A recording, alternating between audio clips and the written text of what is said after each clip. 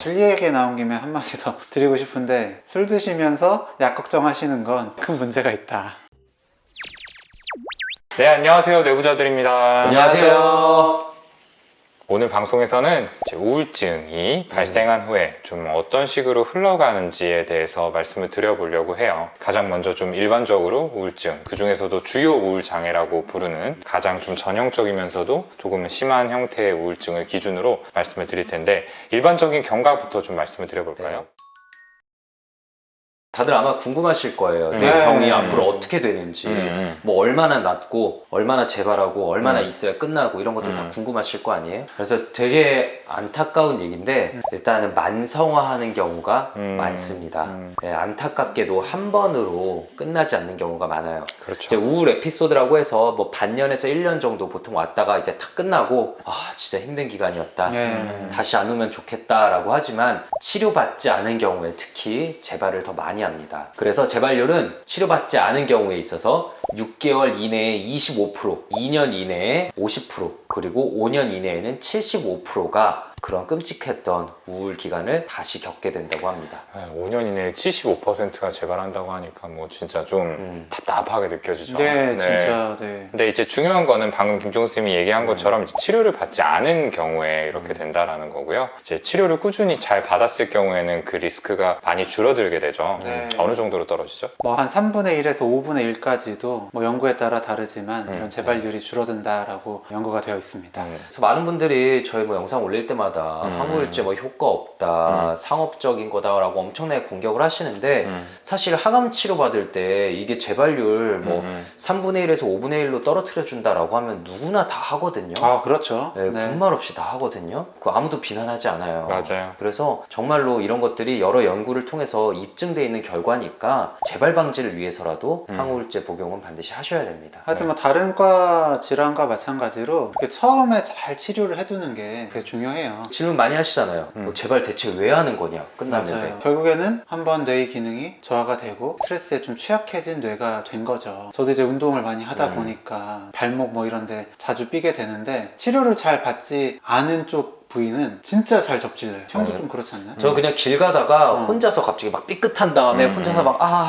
이러고 한참 동안 있고 막 이래요. 이럴 때도 처음에 그렇게 캐스트를 이제 충분히 오랜 시간 동안 하고 그게 인대 강화 훈련하고 했으면 이렇게 안 됐을 텐데, 그 시기를 좀 놓치니까 이후에 이렇게 반복이 되듯이 우울증도 마찬가지인 거죠. 내가 한번 이제 다친 상태이고 이게 회복이 됐다라고 해도 여전히 취약한 상태이기 때문에 재발할 가능성이 높고, 그래서 증상이 좋아졌다는 거 이상으로 재발을 어떻게 하면 막을 것인가에 대한 고민이 필요할 것 같아요. 근데 답이 어쨌든 좀 충분한 기간 동안 항우울제를 복용하는 것이라는 거를 한 번 더 말씀을 드립니다. 네, 그리고 경과에 있어서 꼭 이런 항우울제, 이런 정신치료를 받으셔야 되는 이유가, 치료를 받지 않았을 때 이런 우울증으로 인해서 죽음으로 이어지는 경우가 10%에서 15%까지도 그렇죠. 되기 때문입니다. 정신과 질환 중에서 단연 이 죽음으로 이루는 비율이 가장 높은 질환이 아닐까라고 생각을 합니다.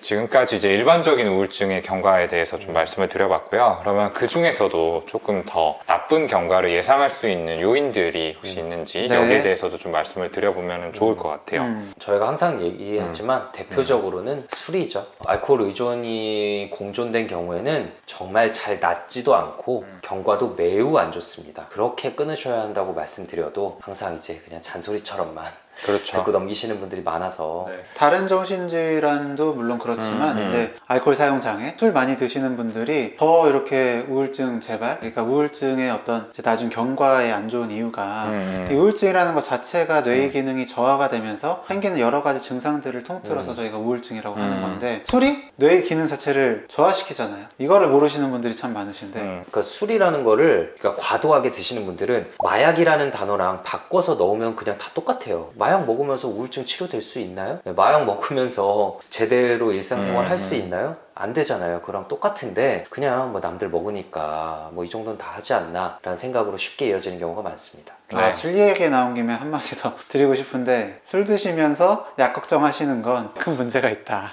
그것도 역시 마약 드시면서 그냥 병원에서 주는 약 걱정하는 거랑 똑같다. 그래서 이제 특히 여러 가지 정신질환들이 동반이 됐을 때도 문제가 되지만 알코올 의존이 같이 있을 때 문제가 된다는 점 말씀을 드리고요. 두 번째로 이제 불안 증상이 굉장히 심한 경우를 들 수 있겠어요. 우리 진단 기준에도 있는데 정신운동성 초조라고 해서 굉장히 좀 안절부절 못하고 이런 것들이 막 신체적인 어떤 액션들로 드러나기도 하고 심한 불안감이나 긴장감을 좀 만성적으로 안고 있는 경우, 이런 식으로 이제 두드러지는 불안형 우울증의 경우에 조금 더 예후가 좋지 않다라고 합니다. 이런 것들을 좀 굉장히 견디기가 어렵기 때문에 좀 극단적인 선택을 할 가능성이 높기 때문이죠. 그리고 재발이 여러 차례 있는 경우에 이후에 경과에 굉장히 안 좋은 영향을 미칩니다. 2번 정도 재발한 경우에는 이후에 50%에서 재발할 수 있다라고 되어 있고요. 3번 재발을 경험하신 분은 제 이후에 90% 이상에서 재발을 한다라고 알려져 있어요. 이런 걸 보면 더더욱 처음 발병하셨을 때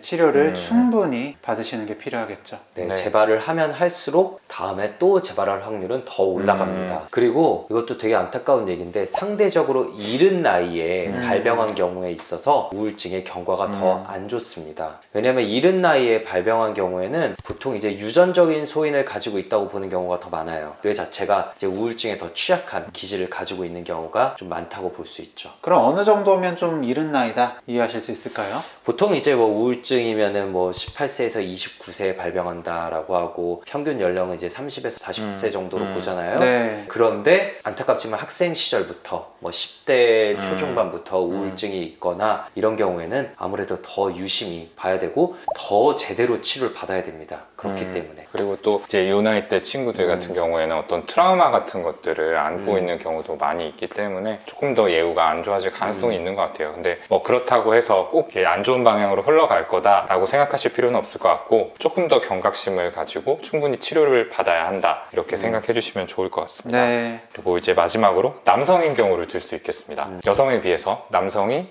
우울증이 발생하는 비율은 조금 더 낮은데요. 남성이 더 안 좋은 예후인자인 이유는 극단적인 선택을 함에 있어서 조금 더 위험한 방법을 선택하는 경향이 높기 때문이죠. 그래서 이제 극단적인 선택을 시도하는 비율은 여성이 더 높지만 성공해가지고 정말로 죽음에 이르게 되는 비율은 남성이 더 높다라고 합니다. 그래서 남성을 조금 더 안 좋은 예후인자에 포함시켜서 저희가 생각을 하고 있습니다. 오늘은 이 우울증의 경과 그리고 조금 더 안 좋은 예후를 갖는 요인들에 대해서 함께 알아봤습니다. 오늘 저희가 드린 말씀이 조금 평소에 가지고 계셨던 궁금증을 해소하는 데 좀 도움이 되셨으면 하고요. 추가적인 또 궁금증 있으시다면 댓글로 남겨주시면 저희가 다음 영상에 반영해서 준비해 보도록 하겠습니다. 그럼 저희는 다음 시간에 좀 더 유익하고 흥미로운 컨텐츠 들고 다시 찾아뵙겠습니다. 감사합니다. 감사합니다. 오늘 영상 조금이라도 재밌고 유익하셨다면 구독, 네, 좋아요. 댓글 쓰기, 알림 설정까지 네, 꼭 부탁드립니다. 감사합니다. 감사합니다.